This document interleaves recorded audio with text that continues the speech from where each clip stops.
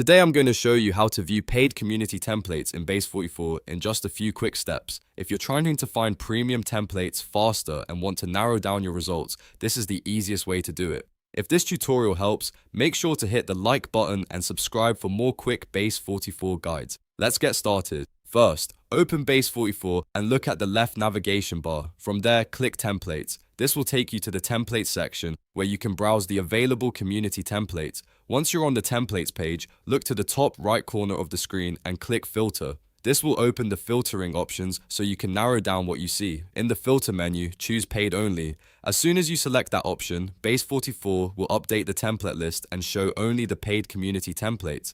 This makes it much easier to focus on premium options without scrolling through free templates. And that's it. You now know how to view paid community templates in Base44. If you found this useful, don't forget to like the video, subscribe to the channel, and turn on notifications so you don't miss the next tutorial. Thanks for watching, and I'll see you in the next one.